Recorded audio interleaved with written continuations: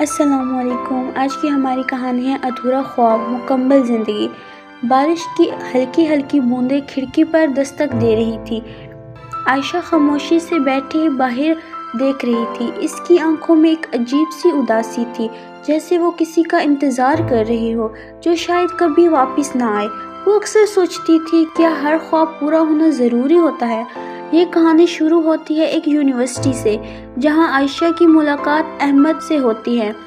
احمد ایک سادہ، سنجیدہ اور خاموش لڑکا تھا، جبکہ عائشہ ہنستی بولتی ہر دل عزیز لڑکی۔ شروع میں وہ صرف کلاس میٹ تھے، پھر دوست بن گئے اور پھر دوستی کب محبت میں بدل گئی، دونوں کو پتہ ہی نہیں چلا۔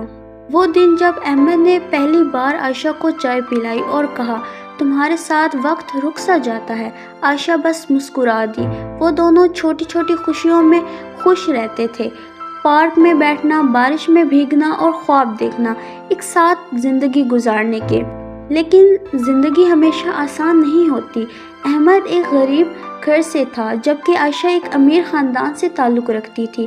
جب عائشہ کے گھر والوں کو اس کے رشتے کا پتہ چلا تو وہ سب کچھ بدل گیا۔ یہ رشتہ کبھی نہیں ہو سکتا، اس کے والد نے سختی سے کہا۔ عائشہ نے بہت کوشش کی، لیکن وہ اپنے خاندان کے خلاف نہیں جا سکی، اور ایک دن اس نے احمد سے کہا، ہم ساتھ نہیں رہ سکتے۔ احمد خاموش رہا، بس اتنا کہا، اگر تم خوش ہو تو میں بھی ٹھیک ہوں۔ لیکن وہ دونوں جانتے تھے، یہ جھوٹ تھا۔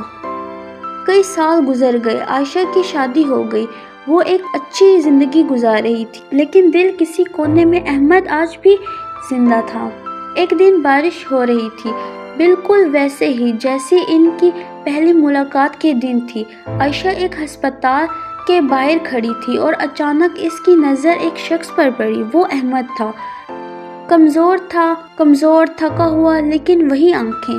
پتہ چلا احمد بیمار تھا اور کافی عرصے سے زندگی کی جنگ لڑ رہا تھا۔ عائشہ کے دل پر جیسے پہاڑ ٹوٹ پڑا۔ احمد نے مسکرا کر کہا، میں نے تمہیں کبھی نہیں بھلایا۔ عائشہ کی آنکھوں سے آنسو بہنے لگے، میں بھی نہیں۔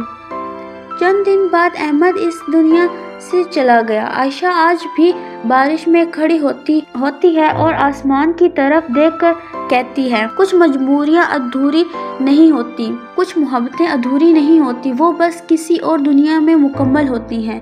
یہ کہانی ہمیں یہ سکھاتی ہے، ہر محبت کا انجام ساتھ ہونا نہیں۔ کچھ لوگ زندگی میں آ کر ہمیں بدل دیتے ہیں اور کچھ یادیں ہمیشہ کے لیے زندہ رہ جاتی ہیں۔ اگر آپ کو ہماری کہانی اچھی لگی ہو تو کمنٹ میں ضرور بتائیے گا، اور اس ویڈیو کو لائک، کمنٹ اور شیئر ضرور کیجیے گا۔ Thank you so much and Allah حافظ۔